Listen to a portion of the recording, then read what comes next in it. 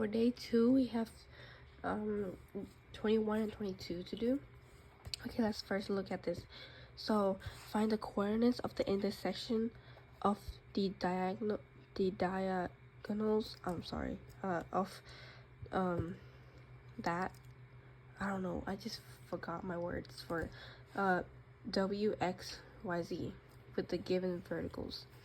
So they give you the coordinates of all of them. So first off, they're asking for the intersection, which is where so we have the thing looking like that, right? And then we have like where it diagonals like that, and they're asking for this point right here. Okay, so this point right here divides the line into half, like it divides them to two congruent sides, correct? Which we're gonna do is that we're gonna draw out the shapes of it, and then we're gonna label w, x, y, z and the clockways, remembers, okay?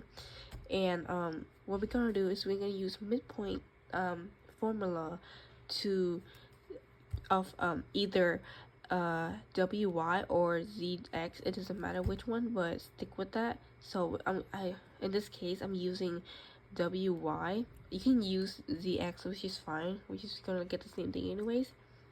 Okay, so wy. So using midpoint formula of w and y, we have w, so x1 plus x2 divided by 2. So x1 is equal to -1 plus okay, so let me circle these two.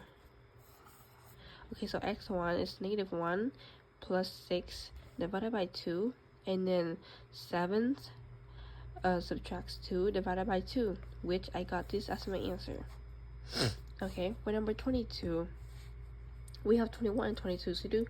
So the same thing, just like, okay, let me draw out a shape.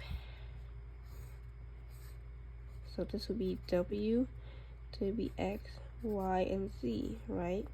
And let's do, I did wy again. It doesn't matter if you do zx, it's still the same thing, but we have to use midpoint formula because we're looking for the intersection of between these two, right? Okay, so x1 plus x2 divided by 2, and y1 plus y2 equal and divided by 2. So this, I use w and y. So -4 plus 4 divided by 2, and then 5 subtracts 2 divided by 2, and I got this as my answer. Okay, graph each quadrilateral with the given verticals. Determine whether the figure is parallelogram. Justify the answer with the method indicated.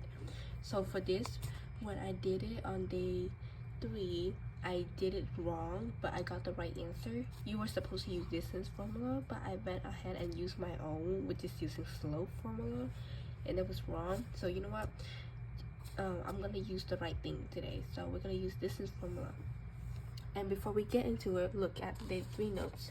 To determine whether it is a parallelogram or not, you have to see if both pairs of opposite sides are parallel, or both pair of opposite sides are congruent. Both pair of opposite angles are congruent, or the diagonals bisect each other. One pair of opposite sides congruent and parallel, then the figure is parallelogram. Okay, let's use distance formula. So let's go from JL and then KM. So using distance formula of JL, we can go, so 1, 2, 3, 4, 5, 6, 7. So 7.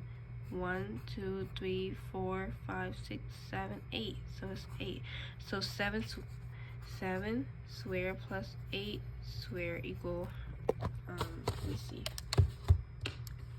7 square plus 8 square equal to 113. But remember, you want to look for the distance. You don't want to look for the square, because this is a square plus b square equal to c square, and so we still have to square root that.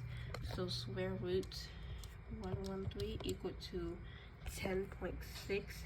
So JL equal 10.6 Okay, now let's look at km. Using distance formula again, we can go down 1, 2, 3, 4. So that'd be 4.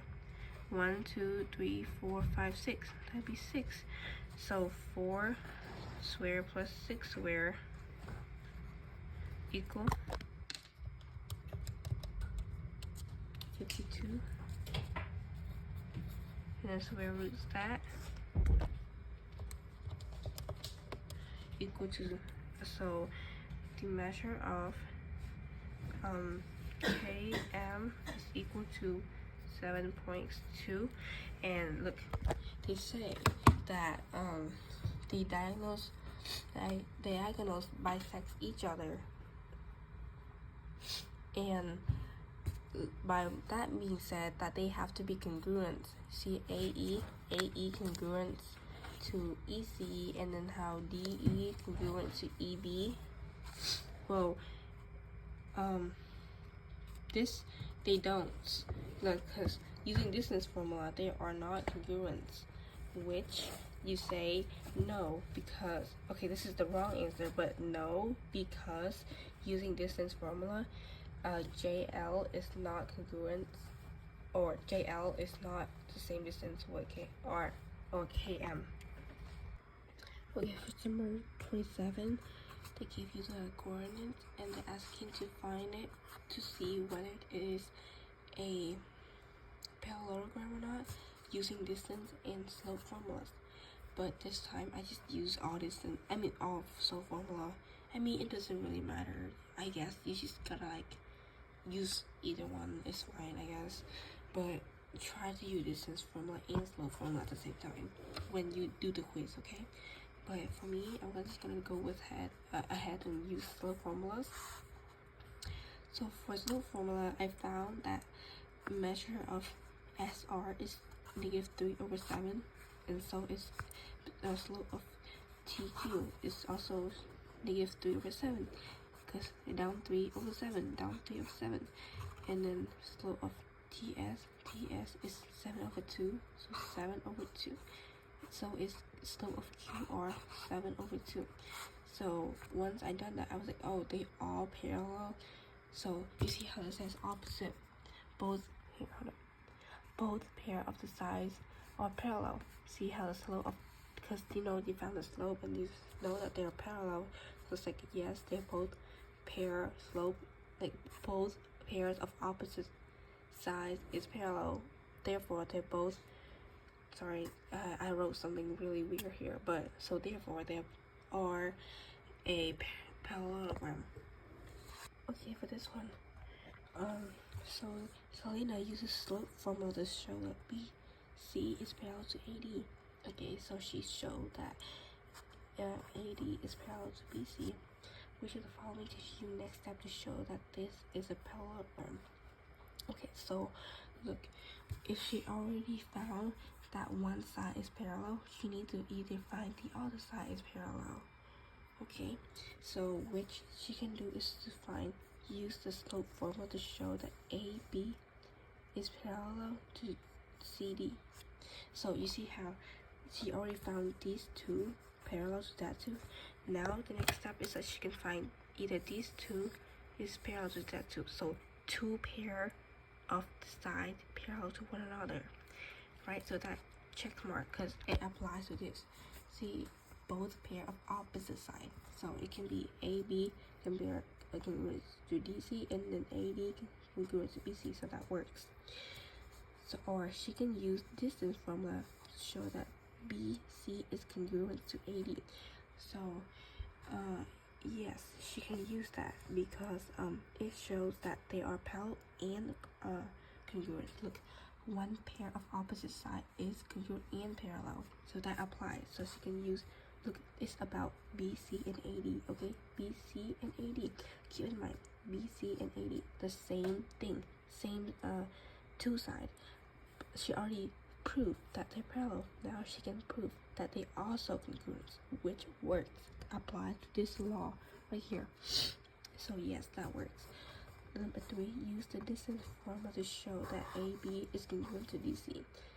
Well, this wouldn't work because, look, AB and DC, they're talking about congruence, and it's a different opposite pair, and that doesn't work because it does not apply to any of these. See, they can either both pair of opposite side are parallel, like this two parallel and then the other two parallel, or one pair of the opposite side is congruent and parallel. But this, they show that one is parallel but the other one is congruent, which does not apply to it, so it's not that one. So the answer would be H. Okay, graph each quadrilateral with the given verticals. Determine whether the figure is a rectangle. Justify your answer using an indicate formula. So I graphed them out, and then asked to use slope formula, right? Okay, so to use slope formula, you're gonna use slope formula to see whether these two congruent with these two and these two congruent with these two. You see how it says both pair of opposite sides is parallel or congruent to either one, because look, parallel, so slope shows that they are parallel or not. Okay, so let's look at wx first. Wx, they go up 1/7, so 1 1 2 3 4 5 6 7, so 1/7. And then zy, so 1 1 2 3 4 5 6 7, so 1/7. See, and I do the same thing to the other side. 1 2 3 4 5 6 7 and 1, so negative 1/7, and the other one all is the same, so negative 1/7. Excuse me. Okay, now that tells you. Also, don't look at my answer right here. I put something real random down. It's like I just put some strangest shit ever. So I just put, so the answer would be yes, because the slope of wx is congruent to zy, which show they're parallel, and the slope of w is congruent with xy, so which they're parallel, so which means both pair of opposite sides are parallel, therefore it is a rectangle. Okay, see, for this one, opposite sides are parallels, so both of them are parallel, which shows that they are a rectangle.